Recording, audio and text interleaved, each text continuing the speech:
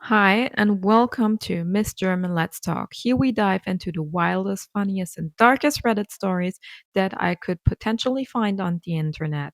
And since this is my very first video on YouTube, I'm just gonna explain you guys who am I? That is not important. But what is important is I'm gonna explain you guys what kind of format you're gonna find on my YouTube channel because I'm gonna do two videos each week where I'm gonna upload a long video talking about like some crazy Reddit stories that I'm finding. If you guys have some Reddit stories, let me know. Comment below. Send me an inquiry. I'd love to hear about those. Or if you guys have some crazy stories that you'd like to share. So in the background, there will always be like some really nice Minecraft videos. Why Minecraft? Because I love Minecraft. That's why. Then, and you can find reels. So every day they're gonna be reels, one story divided into three parts that are coming each day at the same time. Yes, God forbid, those are going to be AI voices, but all those stories are not real. Those stories that are in the reels are just like dark, twisted little mini stories, just to like keep the drama up and just to entertain your day. So, long, short story, we're going to start. I hope you will enjoy that video. So, there's one Reddit story where I'm like, what's going on? So, a Reddit user wrote down a question. Couples of Reddit, what is the funniest thing you've witnessed on your partner? What do they do? So we're going to have like a look of some of them. Like, my wife had never had a pet before we started dating, but she soon became obsessed with my cat. But other than sometimes feeding and brushing him, she never had to do some of the other tasks that come with cats, namely getting poop out of the little box. One day a box. Sorry, guys. One day I had a bat flu and I asked her to scoop the box. I hear her from the other room screaming, "Ew, that's gross." I got into the room and see her crouched by a box wearing a sandwich bag as form of gloves.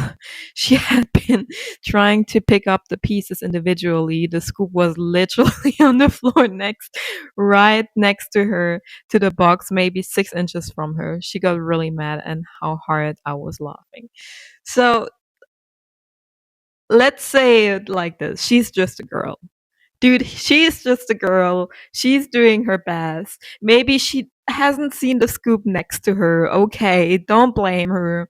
Or she got maybe we can blame her a little bit for like not looking at one direction where the scoop is, but she didn't know better. Yeah, I can understand. Okay, some people are like grossed out by those things. Like, let's be honest, it's not the nicest thing to do, but it's like something that comes along if you want to have like a pet or something. But that's a really nice story, really. Especially like I have also those oops moments when I'm like, oh, that could be done easier.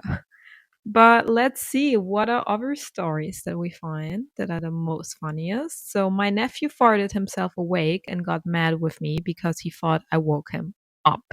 He's 10 months and can't wait to tell him about this. Well, in terms of family, I feel like this is like a universal experience that might a lot of people maybe have experienced, not just with like 10-year-old months old people, but like younger people. All right. What else do we have? My girlfriend ran into a glass door because she was so excited to pet my new puppy. It was worth it. It was definitely worth it. And I gotta say, every girl needs her boyfriend to have a puppy. If you want to have a girl, get a puppy. That's the only way. That's the best way. Or get a big, big doggo that she can cuddle with if you don't want to cuddle with her. But I hope that was worth it. So, what else do we have? Oh, here, nice one. Took my wife through a haunted house. One of the characters started trailing us, which she wanted no part of. So she got in front of me to get away from it. I let our friend catch up to us and managed to swap my hand from their hands.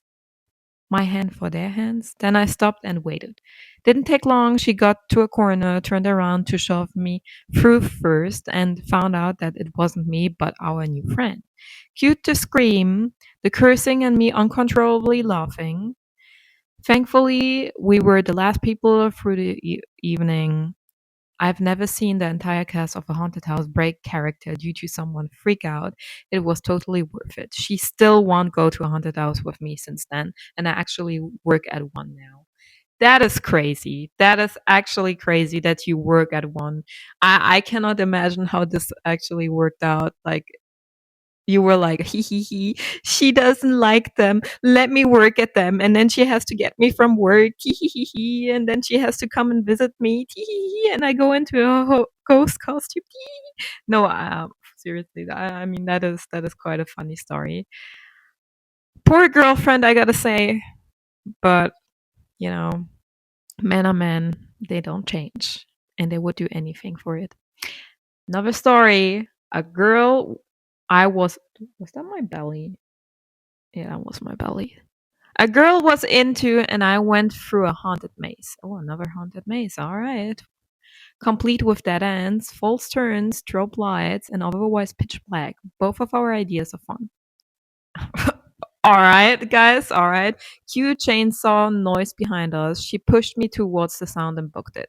I found it more funny than anything, but what was even better was watching a dark, shrouded figure pull away from the wall and go after her. How can you find this funny, my guy? Find your girlfriend, not the figure. I'm trying hard not to laugh and give him away while keeping up. Eventually, she feels safe. I see her stop and hear her very low, "Oh God, please hurry up. There's someone in front of me." Actor says, "Someone behind you, too." I watched her jump at least a foot and trip before booking. Nearly pissed myself laughing. Best haunted house memory to date. Please tell us, where were you? We need to bring our family in there. Gosh, lovely stories today. Anyways, let's keep going with the next one. My husband is super duper reserved kind of guy. Ooh, okay. I always say he's so wholesome, he sparkles. Oh, girl. Aw, reserved. He doesn't put himself forward in any way. He likes to blend in with the background. Imagine he has the same t-shirt on, like an orange t-shirt, and there's an orange background, and he just vanishes. No, okay, sorry. Very shy, you get the idea. We are in our 40s, by the way, so that makes this even more funny, to me anyway. So it's Christmas night, and we're back home from the folks' house. He'd gotten a set of black skin-tight thermal underwear from his mother. I'm in the living room putting out my new candle holders when he bursts into the room in his new long underwear and does this completely obscene and pants pissingly hilarious interpretive dance for me. In our near decade of marriage, I'd never seen him do anything remotely close to it. And by God, it wasn't hysterical. Just thinking about it sets me off laughing. I mean, girl, you got yourself a keeper, let's be honest. Like, having a man like this just dancing and trying to get out his comfort zone is the most funniest thing you can ever have. So, you never know. Every day there is something new coming up in marriage life. So, sometimes with some partners it never gets boring in any shape or form. So you can just say you married the right man. All right, let's have a look. So there was this guy I had just met who was interested in me. I wasn't too sure about him because I didn't know how well, and besides, we lived in different countries. My friend who was visiting and staying with me knew of the situation, and after a night out, she invited him to stay over at my place to watch a movie with us. We all fell asleep in the living room. In the morning, he and I were in the living room while my friend was in the kitchen.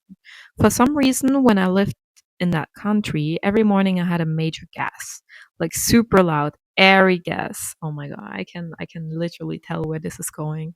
I wasn't smelly, just loud. It was like clockwork.